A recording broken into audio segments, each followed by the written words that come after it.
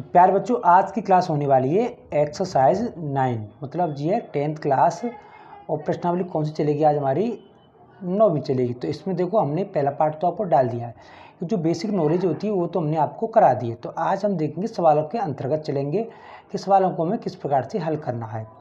तो देखो सबसे पहले देखते हैं क्वेश्चन नंबर। देखो पहला तो हमने आपको करा दिया है, पहला और दूसरा क्वेश्चन करा दिया। क्वेश्चन नंबर तीसरे की तरफ चलते हैं कि तीसरा क्वेश्चन क्या कहता है। देखो इसमें आता है उन्नयन कोण। क्या आता है? उन्नयन कोण आता है। और आता है उसमें अवनमन कोण। और एक हमें आवश्यकता पड़ती है टेबल की, जो त्रिकोणमितीय अनुपात की टेबल है साइन कोस टेन वाली, उसकी हमें आवश्यकता पड़ती है। तो देखो क्वेश्चन नंबर 3 की ओर चलते हैं कि क्वेश्चन नंबर 3 हमसे क्या सवाल करता है। अब देखो वो कहता है कि एक ठेकेदार बच्चों को खेलने के लिए एक पार्क में 2 फिसलन पट्टी, मतलब आपने देखा होगा कि बच्चों की जो सरकने वाली पट्टी होती है उसकी बात ये कर रहा है।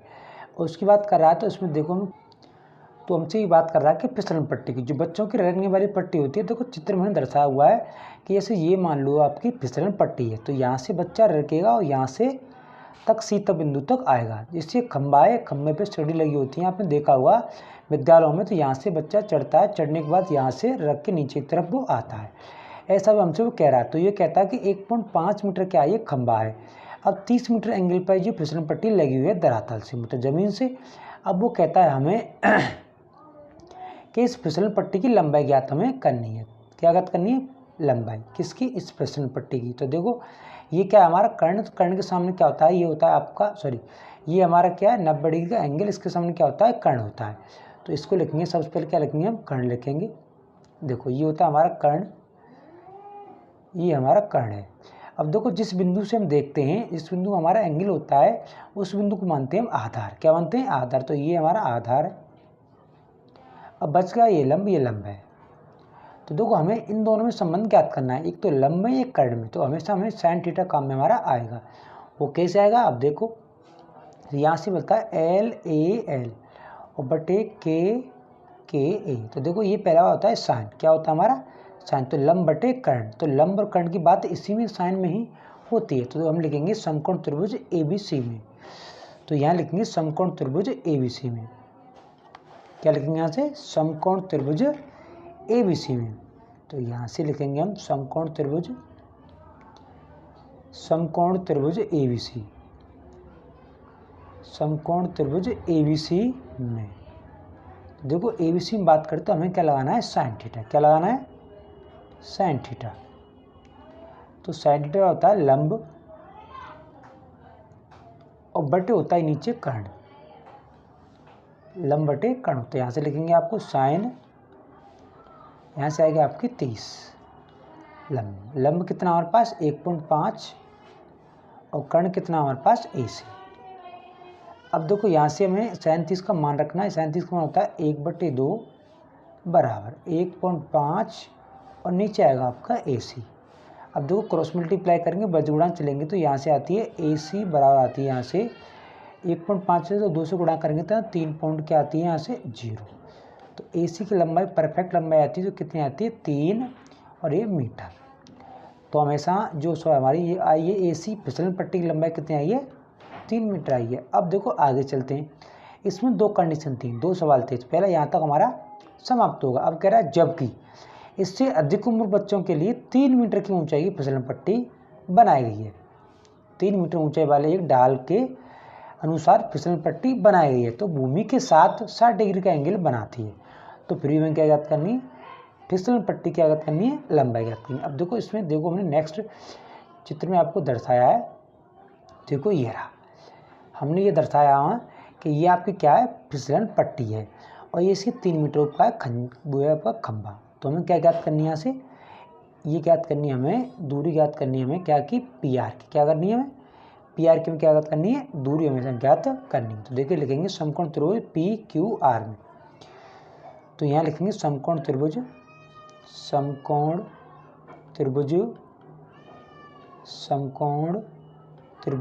PQR में। अब हमें क्या ज्ञात करना? देखो यहाँ से ये और ये दोनों दे रखे, तो इसमें भी साइन लगेगा। तो साइन 60 डिग्री बराबर आता है यहाँ से लंब क्या है? 3। और यहाँ से हमेशा जो कर्ण ज्ञात करना है हमें, तो ये कहना है PR। क्या है? PR।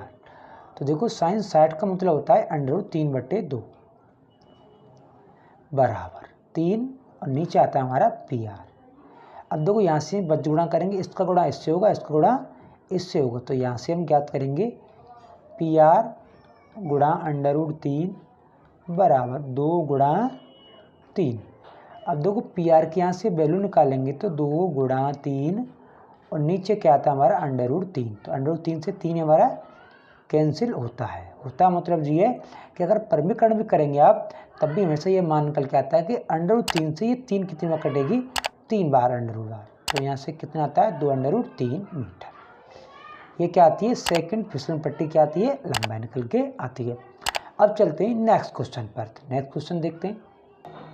अब देखते हैं देखो क्वेश्चन नंबर 4 की तरफ। तो 4 क्वेश्चन नंबर 4 देखो, ये 4 क्वेश्चन है हमारे पास कि भूमि के एक बिंदु से जो मीनार के पाद बिंदु से 30 मीटर दूरी पर है। तो पाद बिंदु कहते हैं धरातल का नीचे का बिंदु होता है, जैसे हमारे पाम होते हैं ना, ऐसे ही किसी मीनार का नीचे का ऐसा होता है, नींव होती है, उसे बोलते हैं पाद बिंदु। 30 मीटर दूरी पर है। भूमि के बिंदु से जो मीनार के पाद बिंदु से 30 मीटर की दूरी पर है और मीनार के शिखर का उन्नयन कोण 30 डिग्री है। तो मीनार क्या ज्ञात करने में ऊंचाई। तो देखो यहाँ से बनाना पड़ेगा हमें चित्र। क्या बनाना पड़ेगा, चित्र बनाना पड़ेगा। देखो यहाँ से हमें समकोण त्रिभुज बनाना पड़ेगा, समकोण त्रिभुज। ये आपका समकोण त्रिभुज बन के हमारा तैयार हो गया। इसका अर्थ है A, इसका नाम B और इसका नाम रखते हैं हमने C। ये 90 डिग्री का एंगल। अब देखो यहाँ से ये दूरी दे रखी है जो 30 मीटर की दे रखी है, ये दूरी 30 मीटर की दे रखी है। अब क्या कहता है मीनार की ऊंचाई ज्ञात करनी है, ये दे रखा है आपका 30 का एंगल। अब मीनार की ऊंचाई ज्ञात करनी है हमें AB। ये आपकी क्या है मीनार, ये आपकी मीनार। तो देखो यहाँ लिखेंगे मीनार की ऊंचाई, मीनार की ऊंचाई। ऊंचाई यहाँ से क्या है AB है। अब देखो यहाँ से BC दूरी दे रखी है हमारे पास, BC दूरी दे रखी है जो इधर की आपके पास 30 मीटर। अब देखो हमें इस वाले में और इस वाले में संबंध ज्ञात करना। तो ये तो देखो इससे होगा, ये तो हो गया आधार, और ये क्या होगा लंब। क्यों आपको पता है कि 90 डिग्री के सामने होती है भुजा, वो क्या कहलाती है हमारी कर्ण कहलाती है। तो ये क्या हमारा लंब, ये है आधार। तो लंब आधार में देखो लाल बटे कक्का आपको बार बार लिखना है, अपने आप आपको अभ्यास पड़ जाएगा, लाल बटे कक्का। तो देखो लंब और आधार चाहिए। तो लंब और आधार किस में दे रखे हैं, टेन। क्यों टेन होता है, ये कॉस, ये होता है साइन। तो यहाँ से लिखेंगे टेन थीटा बराबर लंब बटे आधार। तो लंब का L लिख देते हैं और आधार का हम A लिख देते हैं, और आपको हिंदी में लिख देते हैं लंब बटे आधार, लंब बटे आधार। तो देखो टेन यहाँ से आता है 30 बराबर लंब कितने दे रखा हमारे पास AB और आधार दे रखा हमारे पास 30। और टेन 30 का मान धरेंगे यहाँ से हम 1/√3। क्या धरेंगे यहाँ से हम 1/√3 रखते हैं। तो यहाँ से आता है 1/√3 बराबर AB और नीचे आता है आपका 30।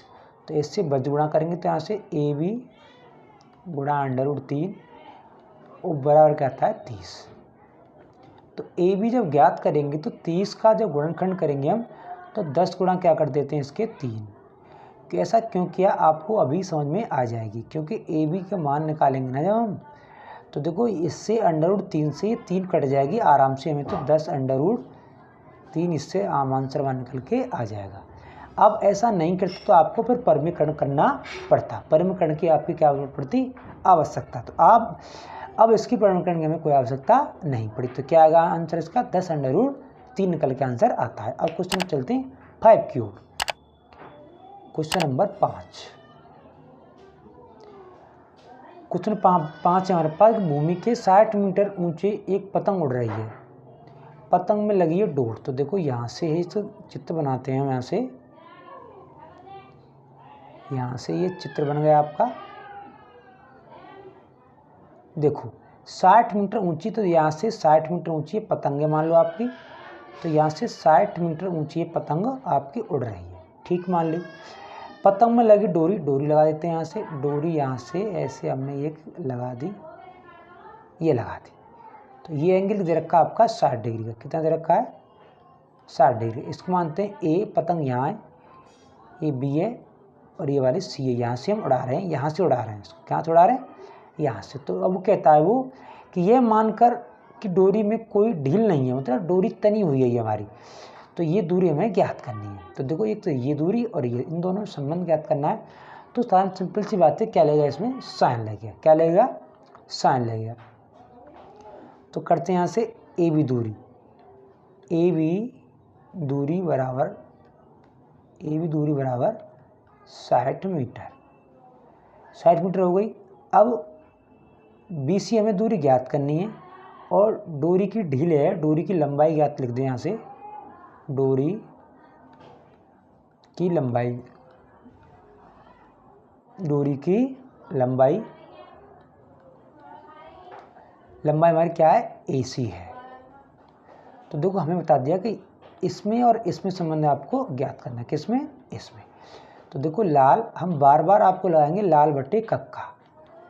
तो हमें क्या चाहिए? देखो इससे ये तो आधार हो गया आपका, ये हो गया आपका लंब, और ये आपका कर्ण है, ये 90 डिग्री के सामने। तो हमें चाहिए लंब और ये चाहिए हमें कर्ण। तो कौन सा आएगा? लंब और कर्ण साइन। तो यहाँ से आएगा साइन 60 बराबर लंब कितना हमारे पास? 60 और कर्ण कितना हमारे पास? AC।